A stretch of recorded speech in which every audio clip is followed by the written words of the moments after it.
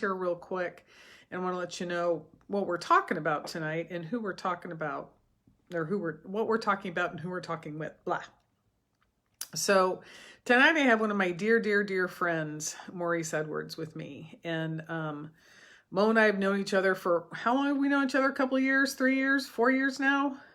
4 years. Yeah, it feels like a lifetime with everything we've done and the impact we've made out in the community. And the thing that makes Mo such a dream to work with and partner with out in the world is this is all he does. This is all he does is fight human trafficking, in particular, trafficking with youth. And the beauty of this man is he's been offered several times to go do other things, and he's a big fat no. This is what I do. This is who I do it with. This is who I do it for, and he's just committed. So I know I've missed some things, Mo, about you, so I'm going to flip the camera around and let you share just a little bit about you. There we go. Okay, can you hear me? Yeah. Oh, you hear me well? Yeah. That's what else you do well. Okay, good. Yeah, I know. I just flipped the camera. That's all. So a little about me is how I got involved in human trafficking was we covered missing and endangered juveniles, and what we saw was that the juveniles we recovered was involved in commercial sex. And this was many moons ago. From 2012 was my first case. And so, since then I had a passion for human trafficking. And since then I've been dedicating my entire time and felt my life fighting in combat with human trafficking. Yep. So that's a little bit of it. Well, I'm also the chair of our Seminole Human Trafficking Task Force, which means that that's Mo, look at the camera. Okay, I'm sorry. I'm trying to make sure I don't get shot. But okay. I don't want you to get shot either. Renata says hi too, by the way. So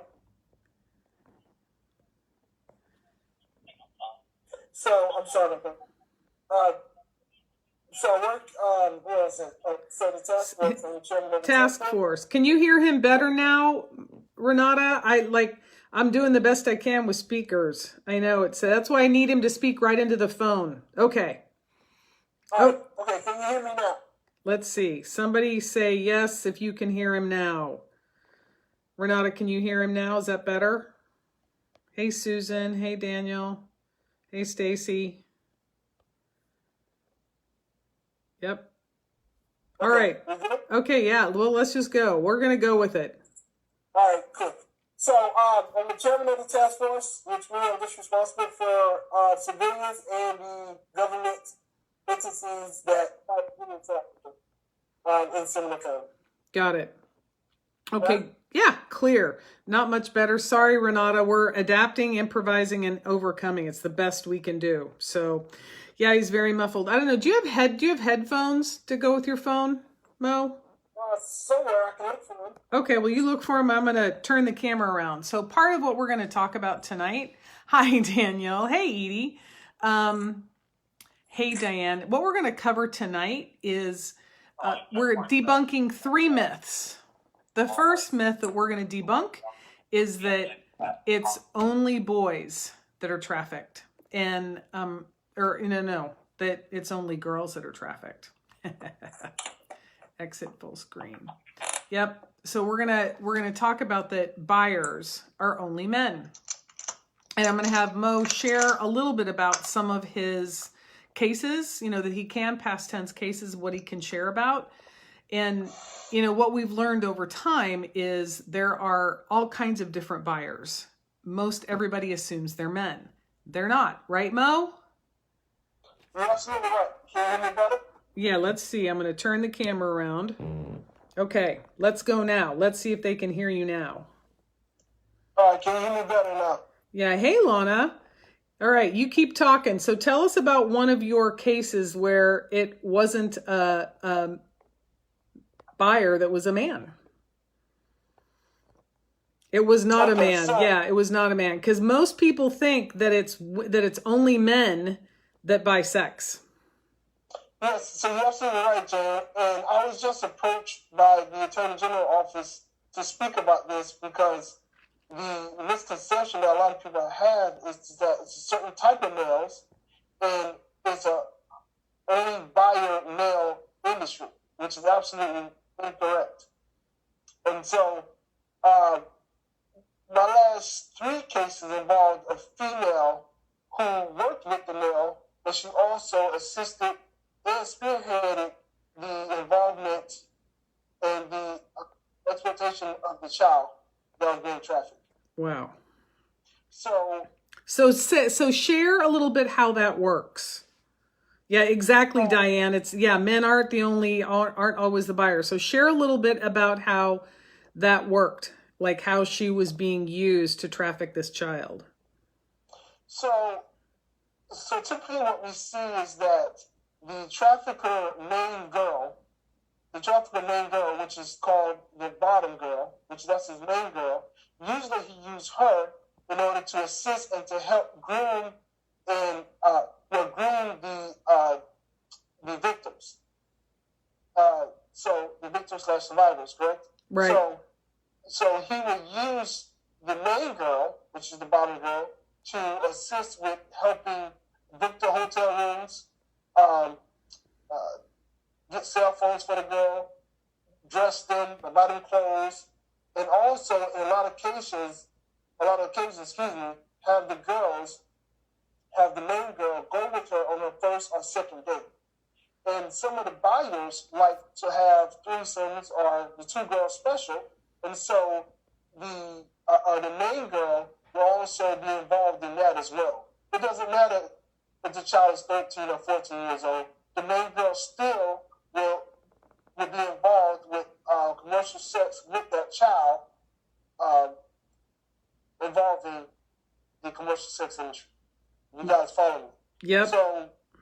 So we were surprised in law enforcement throughout the years to learn that, and we also take in consideration, though, a lot of people, they ask me this question about, do we take in consideration that at one point the main girl and the bottom girl was a victim? We do take that in consideration. However, we don't take it lightly. So we do charge them with human trafficking because they actually groom the girl. They help groom the girl. They're involved with sex with the child, right, in some cases. And so, yes, we do charge them. If they take a plea deal, we do honor the plea deals. And if they complete a human trafficking program successfully, and then we look at downing the charges, or even in some cases dropping the charges. Right. I got it. And so, we hear a lot of times that the about 30 to 40% of victims are men. So what percentage of buyers or traffickers would you say are women that you've run across over the years of you arresting the bad guys? No, let's separate it. So you said buyers, the percentage would be about 5%. Okay. Right? And typically those buyers, those female buyers, is usually with a couple. So the husband, the boyfriend, and the female will buy a woman, correct? Got it. And the survivors and the victims that come through the door, of course, in some cases are minors, right? Right. And who is guided by... Got it. And then the female couple who bought this young child, right, don't stop to question if this is a child or not. They just continue with the sexual acts. Got it. So I said about between 5% of the women that buys. However, traffickers, I say about 40% that I have seen lately. I've seen a lot of female traffickers lately. Wow. So 40%, approximately 40% of the traffickers, the people that actually keep the girls victimized and the boys victimized, are women. Yes. Wow. Well, that's based on my investigations. Yeah. Well, and you do a lot of investigations, Mo. So, are you? Because I know you talk to other detectives around the state. Are they seeing something similar? Yes. Yes, so when we meet and we talk about it, a lot of our cases run over to different states and different counties as well. So, so yes, we all see the same thing. Wow. Okay. Well, so that dispels the myth that buyers are always men and perpetrators are always men. They're not. A high percentage are women. So the other myth there's two other myths we want to debunk tonight. And, one is kind of my favorite is kids are always kidnapped by people in white vans. And you and I both know that's not the truth. So what percentage of youth are actually kidnapped for trafficking? Okay, perfect. Kidnapped for trafficking. Wow. Here in the United States, it's less than 10%. Less than how much? Less than 10%. Less than 10% of the children that are trafficked are kidnapped. Wow. I promise you that's debunking several myths, because everybody thinks it's the white van coming to get their kids. Yeah, Renata says, no, some are in black vans. Doesn't matter what color van. It's a very small percentage it's 10. Less than 10%. Those abduction cases that you refer to, where they kidnap them and throw them in vans or cars, those abduction cases, typically the abductor used them for their own self-gratification, not to resell it. Interesting. Not to profit off of it. Okay, interesting. So they're using it for self-gratification versus trafficking. Okay. And so what percentage of kids would you say are actually kidnapped to be trafficked in the United States? Well, if it's less than 10%, you said how many, you asked how many that has been grabbed? And trafficked, not just for their own personal gratification.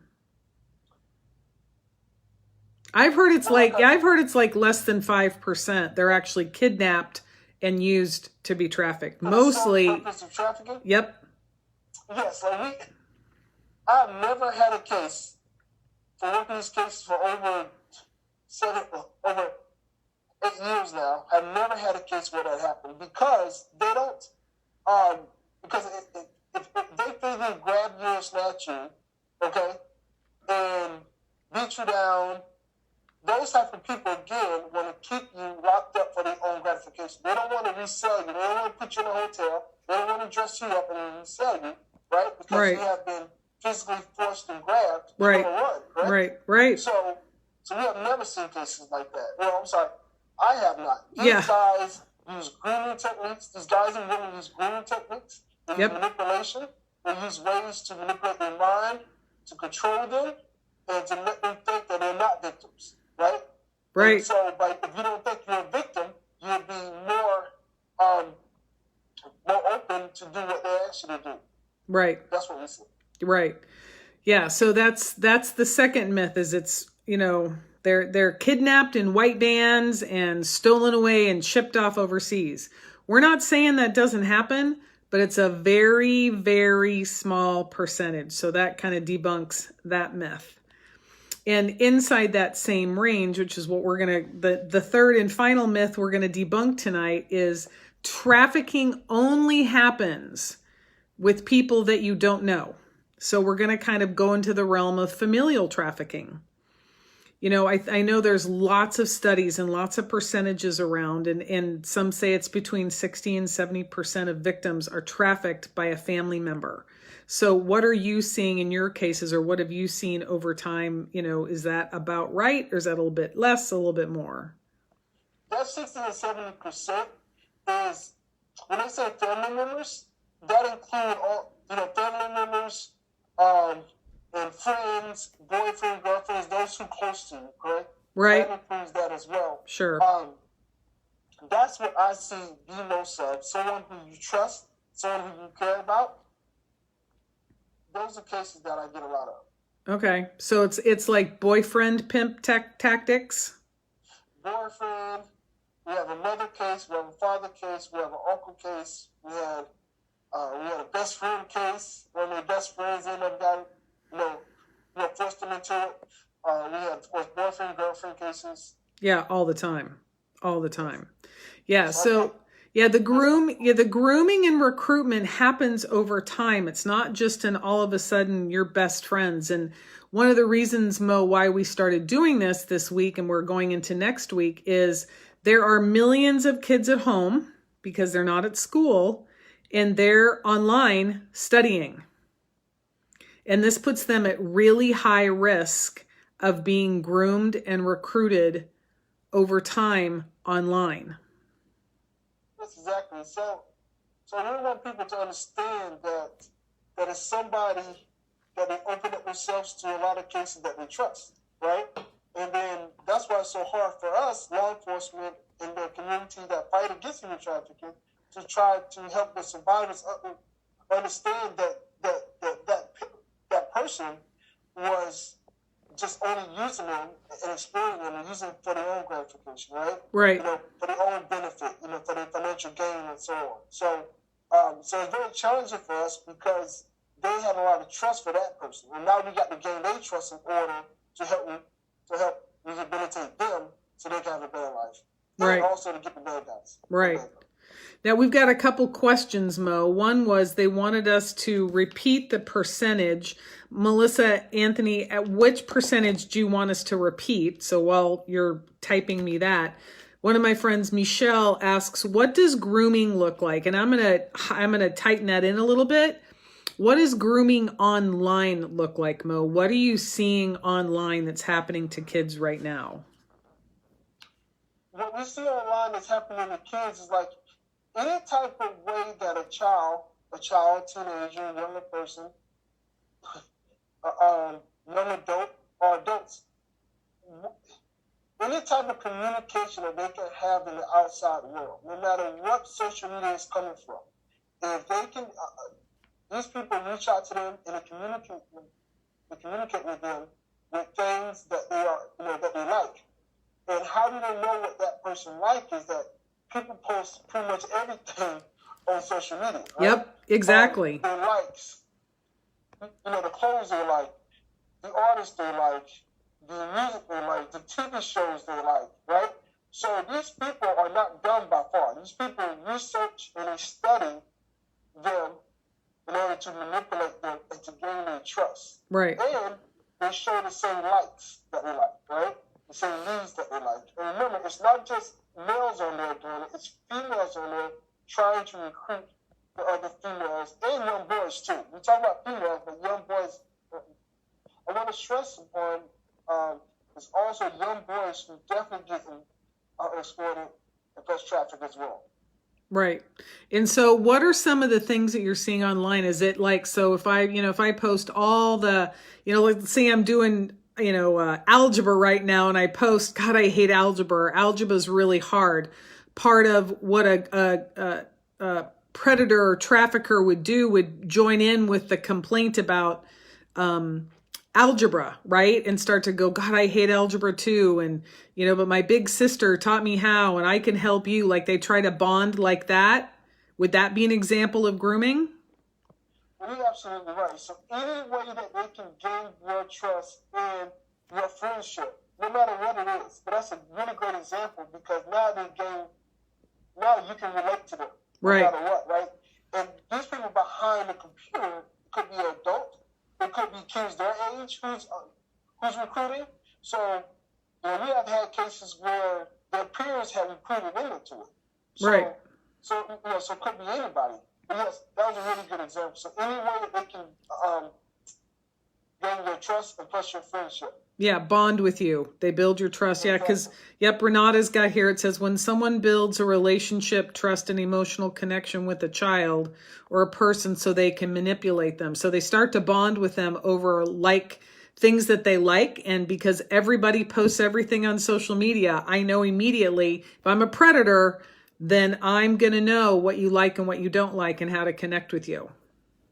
Yes, exactly. So people ask for examples a lot, but the overall example is exactly what you just wrote, right? Because we don't want to just narrow down to one little thing, and so people look at, they try to look for one little thing. So it's like, it could be anything, So that's pretty good. Okay, good. So Melissa's specific. She says she wants to know the percentage of non-stranger trafficking. And so I would kind of break it up into familial trafficking. So that would be a mother, a father, an aunt, an uncle, a cousin, someone literally in your blood family. I've heard anywhere between, 60 and 75%. And then there's, your best friend, your boyfriend, that kind of trafficking. So we really kind of want to know, she wants to, if you can lump it all together, great. But if you can separate it out, Mo, what percentage of trafficking is done by family members? Now, the percentage that I'm giving you is, of course, approximately, right? Sure. And it's based on my studies and my investigations. Yep. Right? So I want y'all to understand that. So don't hold me to my percentage. No, look, you know what? We know that data on this is really hard to get because victims, back to what we talked about before, the other myth, victims don't know they're victims. So there's no way they're going to walk up to somebody and go, yep, I'm a victim of human trafficking, because they don't know. That's why the data and why we call this a silent crime is because they don't, whoops, I lost you, Mo. Hang on. Because they don't see themselves as victims. Yes, that's right. And so that's why it's really hard to get percentages. So to answer your question, Melissa, I think he said about 60% if you lump all the family members together and the boyfriend's best friends, girlfriend, that kind of thing, you're probably at 60 to 70% of recruitment of someone that you know. You're absolutely right. Okay, does that answer your question, Melissa? I hope. And then I've got, Melissa, go ahead. Well, Melissa, what a 30% would be somebody who they just met. For example, let me give you an example. For somebody who met this one young girl who was at a McDonald's, and she was a runaway, and she was at a McDonald's, using Wi-Fi. This gentleman walked up to her, and he asked her, does she need anything? She's like, of course not, because he's a stranger. Yep. Right? Stranger danger, stay away from him. And he said, hey, here go $20. I'm not going to bother you at all, but this will help you out with some food. I see you got some bags with you. I don't know this situation, but here go $20. And he walked off, and he left her alone. He told her name and walked off. She was like, oh, wow, this guy gave me $20 and just walked off. Pretty cool. She stayed at a friend's house that night, and then she crashed there, and then she showed back up at the McDonald's. And they used Wi-Fi, and this guy, he decided to take a chance to swing by to see if she was there around the same time, and guess what? She was there. Yep. So he spoke to her again. He said, hey, if you ever need a place to stay, I got a hotel up the street. I can help you out. She said, well, thank you for the $20. You've been nice. She didn't take the offer. Next day, he showed up again. She was at the same location. And guess what she did? She said, he's no longer a threat, right? Because he didn't kidnap me. He didn't take me and snatch me and put me in a van. Gave me $20. Gave me $20. He didn't throw me in a van, right? So he's not a bad guy like people say these guys are. And guess what happened? She went with him. And after a couple of days staying with them, he had sex with her. Then he invited his friends over who had sex with her. And then that's her story. And then that's how she got into human trafficking. And there you go. And then because the not only the manipulation and the trauma, part of what they say to these young women is, you're used now, you're worthless, no one's going to want you. So now you have to stay with me and help me earn money to pay for this hotel room. Right? Absolutely right. That's how they manipulate them. Yep, and that's how they manipulate them. Daphne shared something. She said, I believe also traffickers use young teens for financial gain. Most teens that are in high school and college today may give in to individuals that are offering them money in exchange for something else. And we actually talked about that last night, is trafficking isn't just the exchange of money, right? It's also the exchange of transportation, of housing, of food for sex. Yes. Exchange of drugs or anything. Yep. It could be anything. Yes, you're absolutely right. Yeah, it could be anything, Daphne. Absolutely. Well, it's 8:29, Mo. So is there anything else you want to share with people? I'm going to give people the National Trafficking Hotline while you're sharing, because we've debunked the first myth, which is buyers are always men. We debunked that myth. The second myth is kids are kidnapped by people in white vans. We debunked that myth. And traffickers or predators only go after people they don't know. We debunked that myth. Is there anything else you want to share with people, Mo? Well, just continue on educating yourself, learning more, and also using what you learn to share with others. Because now you know that when you're absolutely wrong, you can share with others who think the same way. So I always encourage people to just continue to educate themselves and share what you learn with others and to keep learning. Yep. Share what you know with others, I think, is the biggest piece. And, we talk about this because this is really for parents to, as a launch conversation off with their kids. And, most people think it's the white van. Well, no, it's not the white van, honey. About 60% of people that are trafficked are done so by people that they know.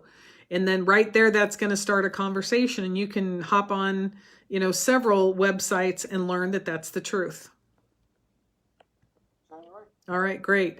All right, well, I want to thank you all, Mo. I especially want to thank you for making this happen. I know you're about to head out to help catch some bad guys tonight. So thank you for all you do. I so love and appreciate you as a law enforcement officer, in particular, your heart in ending human trafficking. That's, I tell people, I'm like, this is an extraordinary human being. He is an angel on earth and a hero in all of our eyes. So thank you, Mo, for doing what you keep doing. You're more than welcome. Thank you. Okay. Bye, Mo. Bye-bye. Bye, y'all. Y'all have a good night. We'll see you tomorrow with Tomas Lars. Bye. Thanks.